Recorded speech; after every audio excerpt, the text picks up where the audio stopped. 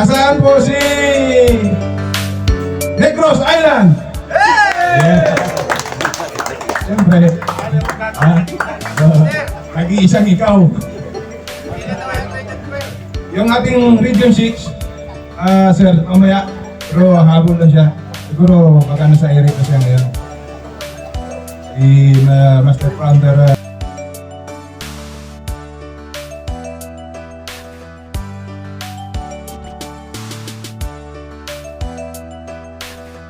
We have the PSF 80 until he retired.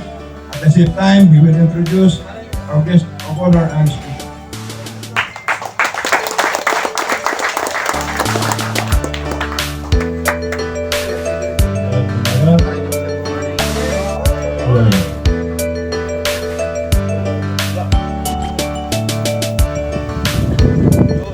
Hello.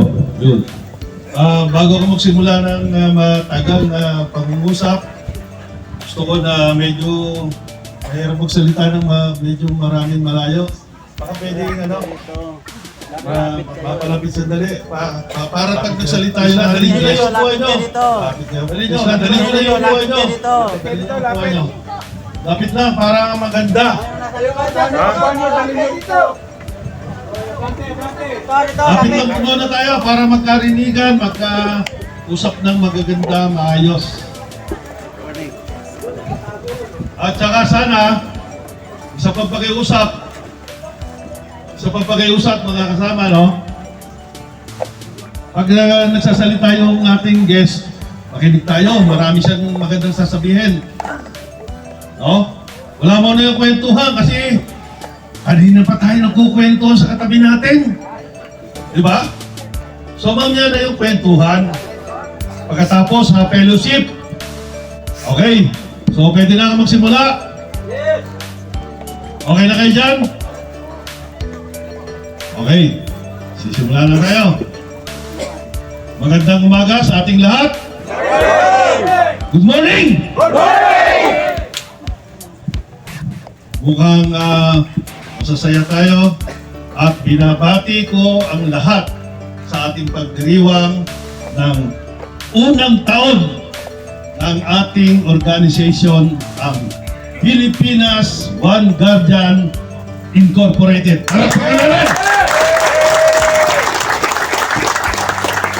Alam nyo, sa mga ganitong pagtitipon, hindi ako nag-prepare ng sasabihin. Okay. Ang gusto kong sabihin sa ating lahat, bago natin ipakilala ang ating guest of honor and speaker, medyo meron akong gusto sabihin sa inyo.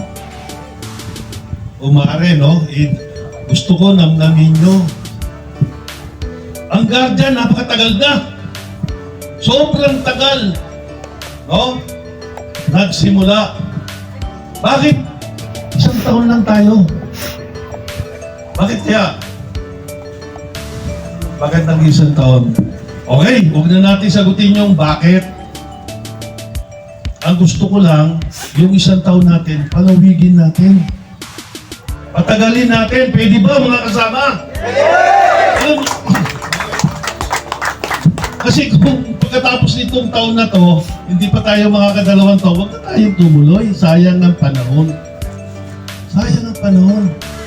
Di ba? Lalo na yung taga-Region 12 sa 4A. Lalo na may darating daw sa Iloilo, mga taga-Nueva Ecija, Pampanga, Cavite. Bakit tayo nandito? May bayad ba tayo? Wala, di ba? Pagkatapos accept tayo ng panahon. Huwag na yung pera, dahil kinikita naman ng pera, pero ang panahon, hindi kinikita, hindi pwedeng maibalik. Kaya kung marapatin nyo, mga kasama, ituloy natin to. Sino ba may gustong ituloy natin ito? Taas ang kamay! Narinig ko sabi ni Chairman kanina, yung mga konting problema, mga personal na problema, wag na natin muna yung mga personal interest. Oh. Makinig muna tayo dito, mga kasama. Stop. Makinig muna tayo. Ha? Mahirap yung mahirap yung may nagsasalita, nakakarinig ka ng doon, nawawala yung gusto mong sabihin eh. Okay? So, tuloy natin. Pasensya na kayo, galing ako na sundalo. Ha? Yung mga ibang namumuno sa atin, sundalo. Yung mga ibang membros dyan, kung di man kayo sundalo, tatay nyo sundalo. Mga kaibigan nyo, sundalo. Pasensya na po kayo, hindi po kami galit. Pero gusto lang natin emphasize yan. Bigyan natin ng emphasis. O tuldok, o yung yung mga sinasabi natin, di wag yung pag sinabi natin dito, wala na, tapos na. O, hindi rin sermon to, mga kasama. Hindi pa Sunday, bukas pa yung may sermon. Pero gusto ko lang, magtakbo ako na nag-drive. Nagpasama na lang ako sa mga taga Quezon City para meron na kung sabi ng isa, paano kaya itong ang haba ng dinadrive mo rito kung wala kang kasama, baka antukin ka? Oo nga, totoo naman. Pero bakit ako narito? Magkano ba bayad ko rito? Bilang isang retired police, wala eh. May gastos pa. Matang mo, magpapaload ka ng RFID, magagasolina ka. Yun ang RFID. Pero bakit nandito ako? Kasi gusto ko kayong makita. Gusto ko kayong makasama. Gusto ko kayong makasama. Pero kung hindi naman natin itutuloy ito, nakakaawa naman tayo. So, para sumaya tayo, tuloy natin. Tuloy natin. Para sa kabutihan ng lahat. So, ayokong maraming sabihin tungkol sa dahil may guest tayo dito. At gusto ko sabihin, yung guest natin, hindi basta-basta. Akala nyo ba? Para mapakita ko sa inyo, yung organization natin, hindi rin basta-basta.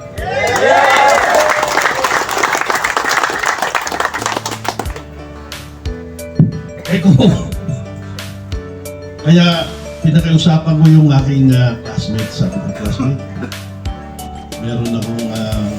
Meron kami first anniversary ng GAT.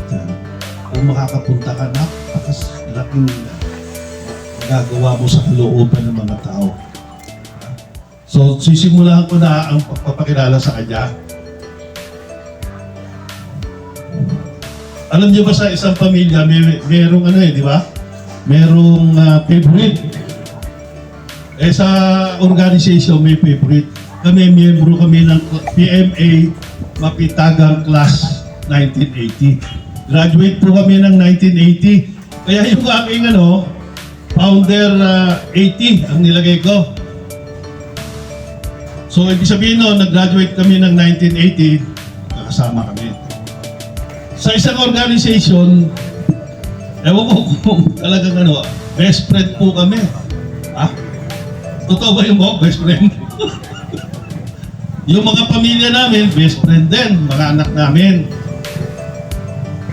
Pero, hindi lang doon sa pagiging PMA, yung aming mga ugali bilang simpleng tao. Sa former speaker na sa katauhan ng aking classmate.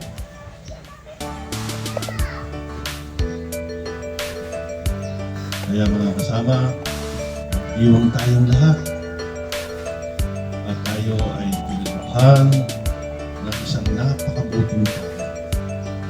Walang bayad, hindi niya ako bibigyan ng honor. Hindi siya magbibigay. Ibig sabihin, hindi ko siya binobola, kasi pagka binobola mo, meron ka lang gustong pero hindi ko siya binobola. Totoo po yun ang sinasabi ko. Kaya ako ini-emphasize sa inyo, mahalin nyo yung organization natin. Mga kasama, mahalin nyo yung organization natin dahil hindi basta-basta yung organization natin, dinadaluhan tayo ng isang guest of honor and speaker sa katauhan ng aking classmate, our very own classmate ko sa Philippine Military Academy, na ating Chief PNP, walang iba kundi si Police General Nicanor Ancheta Bartolome, ating Chief PNP.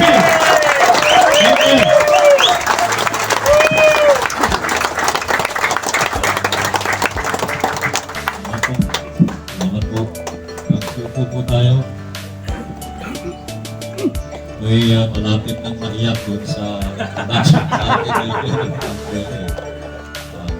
Talagang introduction yun ng isang pamilya. Alam na alam niya ang pagkatao ko, alam na alam ko rin ang pagkatao niya. Ganyan kami.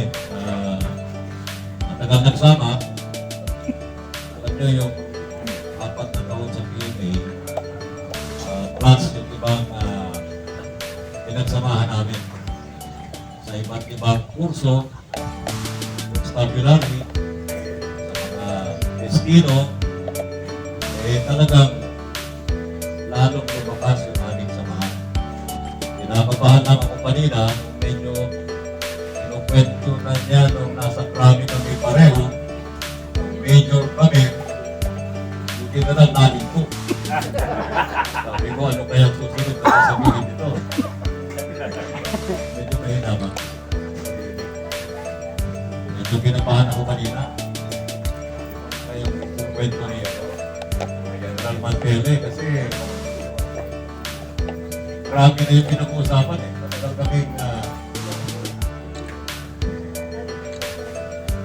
Matagal kaming naghiwalay dati kasi ang mga bata pa kami, ay doon nga ako napunta sa Mindanao. Si General Mantele naman nasa Leyte Samar area. Kaya nagkahiwa-hiwalay kami ng mga kabataan pa namin. And then, nagkita kami sa krami na nung major. Gusto nyo bang malaman yung kadugtong ng sinasabi niya? Kasi kinakabahan ako kanina. I will leave it to your imagination na lang. Ano yun? But, nung kinausap ako ni General Mantel, sabi niya, pwede nga ako makasama ninyo dito sa first founding anniversary. Sabi ko, ano yun? Sabi niya, ano yun po? Kanya, yung sa Pilipinas One Guardian Incorporated. Hindi ko masyadong kuha. Pero na sinabi niyang, Ogie. Sabi ko, kasama ako dyan. Ogie pala yan eh. Yung nagtatandaan ko yung Ogie. Ogie. Kasama ako dyan. Kahit saan. Ganyan kami magkasama ni General Mantele. May konting biro lang ito kasi sabi ko tamang-tama. Kapag iniimbita ako sa mga ganito, speaking engagement, ay gustong-gusto ko. Feedback. Sabi ko, gustong-gusto ko yan. Alam niyo kung bakit? Para makapagsalita ako. Sa bahay, hindi po ako nagsasalita. Yung aking misis na ang nagsasalita. Isa lang ang Speaker of the House. Pareho nating lahat lalaki. Yung mga pumalakpak na lalaki kanina, pareho kami. Hindi rin sila nagsasalita. Pagkakaintindi ko, no? Salita kasing guardian. Kung ita-translate natin ito, parang ikaw yung parang temporary parent, no? Temporary father or mother ng mga kabataan na kahit hindi mo kakilala, hindi mo kadugo, ikaw ang tumutulong. Yun yung guardian, no? Kaya alam ko kung ano ang ginagawa ninyo. Yung pagtulong ninyo sa kapwa na hindi man ninyo kadugo, hindi man ninyo kakilala. So doon umiikot yung purpose ng guardians. Kaya tinanong ko nga si General Mantele, ano ba yung mga projects na ginagawa malimit? Meron kayong mga medical missions, feeding, and many others, socio-civic projects. So, ako natutuwa ako kapag nakakakita ako ng ganitong grupo, no? Yung tumutulong sa kapwa. At lalo ako natutuwa dahil karamihan sa mga founders ninyo o yung mga members ninyo ay mga nakakalimutan ko ng konti. Yung vice chairman natin ay Vice Chairman Gallo. Dito ba siya? Yan. Okay. Yun yung mga natandaan kong ano eh. Kasi siyempre yung provincial chair natin, si busy si Madam Babes. No? At lahat ng mga regional, regional, provincial, municipal, and chapter founders. Kailangan makabisa ko lahat yung mga terms na ginagamit eh. Maraming salamat sa inyong pagdalo. Ito malaking bagay dahil nakikita kayo ng ating mga miyembro na kayo bilang leaders ay nandito. Meron kayong responsibilidad. No? Meron kayong accountability. At hindi lamang, sabi ko, sa battle nakikita ang brotherhood. Pero magandang ehemplo yun. Yung brotherhood na walang iwanan. Dito sa inyong grupo, iba naman itong brotherhood na nakikita ninyo. So, maraming salamat kay Grand Supremo Benhardy Mantele, General Mantele. Sa kanyang pagkakaimbita sa akin sa ngalan po ng inyong organisasyon, sa ngalan ni Chairman at yung mga ibang opisyal. Maraming salamat, Mr. at magandang umaga po sa ating lahat.